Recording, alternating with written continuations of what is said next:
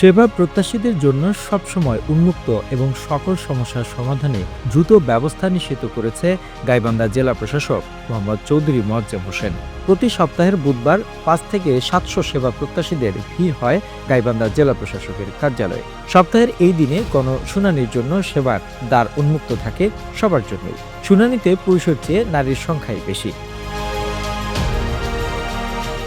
সেবা প্রত্যাশীরা বিধবা ও বয়স্ক ভাতা, চিকিৎসার জন্য অনুদান, আর্থিক সাহায্য, ঘরের জন্য আবেদন, ভূমি সংক্রান্ত, বিশুদ্ধ পানি, পয়ঃনিষ্কাশন, জাতীয় পরিচয়পত্র, জন্ম নিবন্ধন সংশোধন সংক্রান্ত, হত দরিদ্র মেধাবী শিক্ষার্থীদের সহায়তা সংক্রান্ত, কৃষি, প্রাণী সম্পদ বিষয়ক, সরকারি আবাসনে থাকা মানুষের সমস্যাদি, কমিউনিটি চিকিৎসা সংক্রান্ত, পরিবেশ ও নদী ভাঙন বিষয়ে, বিভিন্ন শিক্ষা প্রতিষ্ঠানের শিক্ষার্থীদের দাবি সংক্রান্ত ও ক্ষুদ্র নৃগোষ্ঠীর সমসাময়িক বিভিন্ন বিষয়ের তথ্যাদি তুলে ধরা হয়।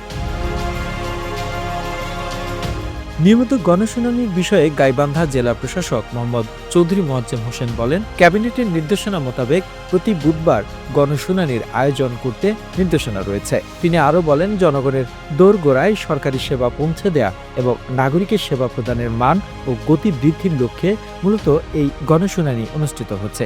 শুধু সেবা প্রত্যাশীরাই নয়, বরং সরকারি সকল সেবা সম্পর্কে ধারণা নিতে ও এর সুফল পেতে সাধারণ মানুষ এই গণশুনানির প্রতি বুধবার অংশ নিতে পারবেন।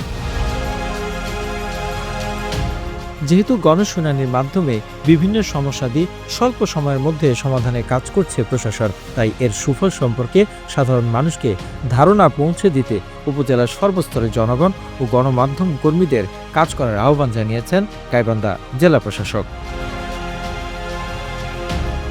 The news Bangladesh desk report.